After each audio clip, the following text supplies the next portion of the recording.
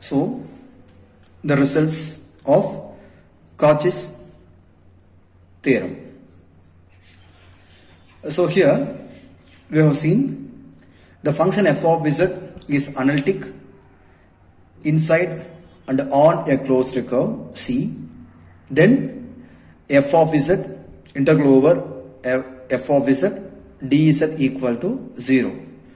So from this result we observed the integration of an analytic functions only depend on the position of the points, not on the path containing them, right?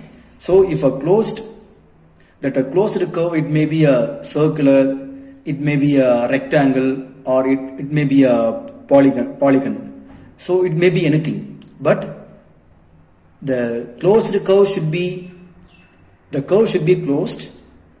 In that closed curve, the function is analytic, means directly you can say that the integration is 0. So without so them is saying the path. So the thing I have mentioned here, the path is not depend on the path, right? So second result, suppose they are asking f of z is analytic inside and on a closed curve C, then there exists f of z such that f dash of z equal to f of small f of z, then integral over a to b. So in previous cases we have taken the closed curve, right? In closed curve the integration is going to be 0.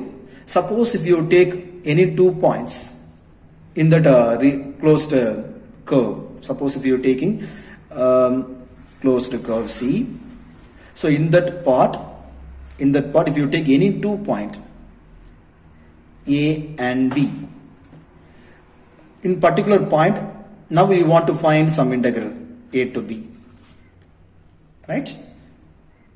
So particularly A and B should be, in that point the function should be analytic, then only you can apply this result, otherwise it's not possible to apply, right?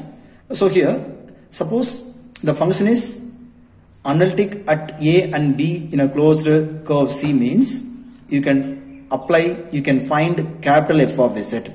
So capital F of Z is nothing but antiderivative.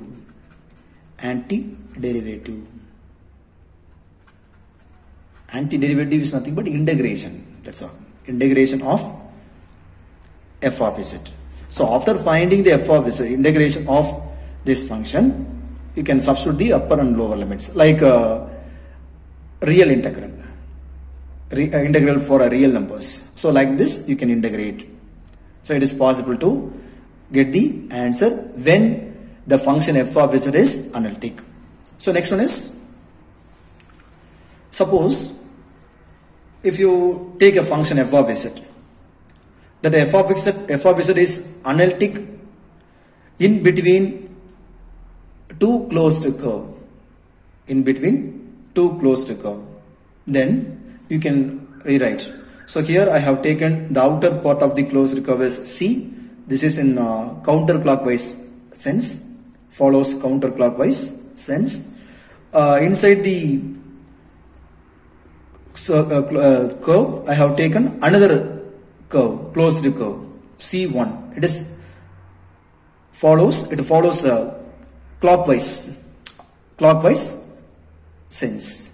So this kind of region is given, means you can get the result integral over C f of z dz equal to this integration, this values, integral over C1 f of z dz, right? So by using this result you may get the answer. So no need to find out integration for whole term, you may get the integration of C1 f of z dz. So you must put closed, right?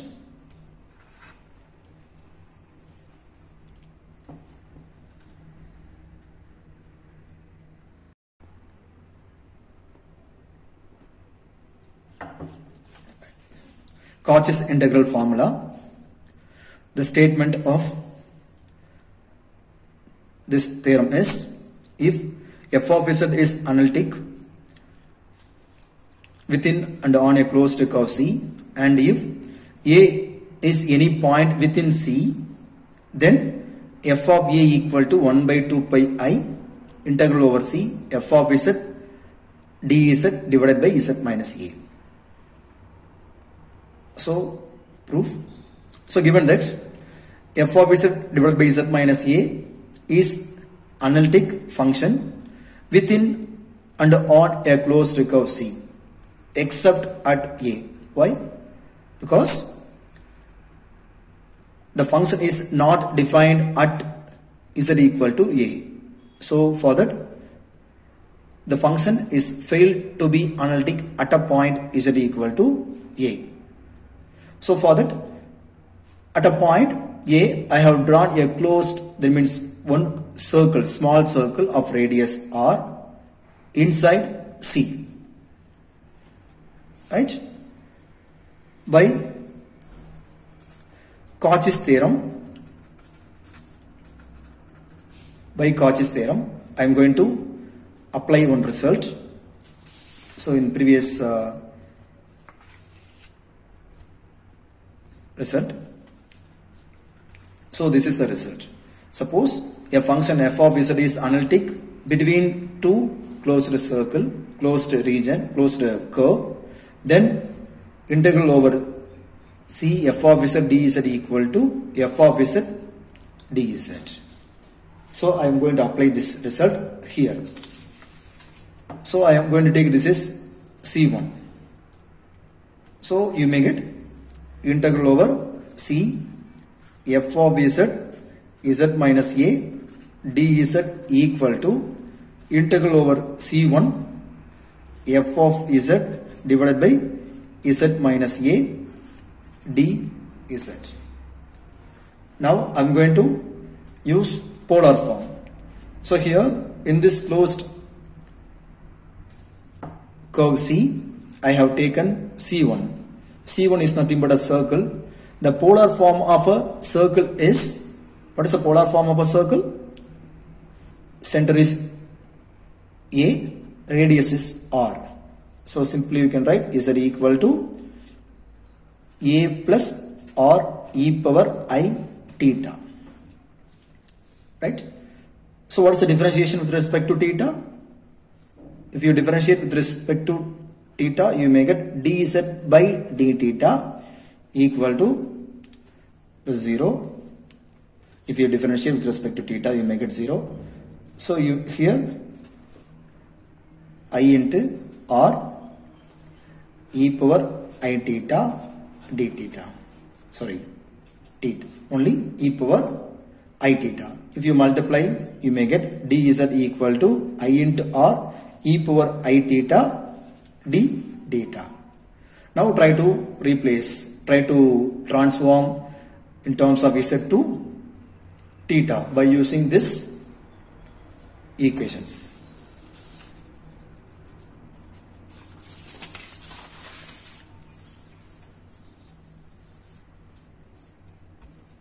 Right.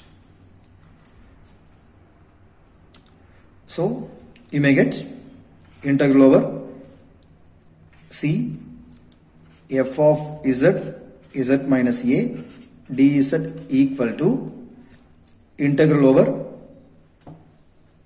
C1 f of z is nothing but f of a plus or e power I theta into z minus a divided by r into e power I theta I into r e power I theta d theta.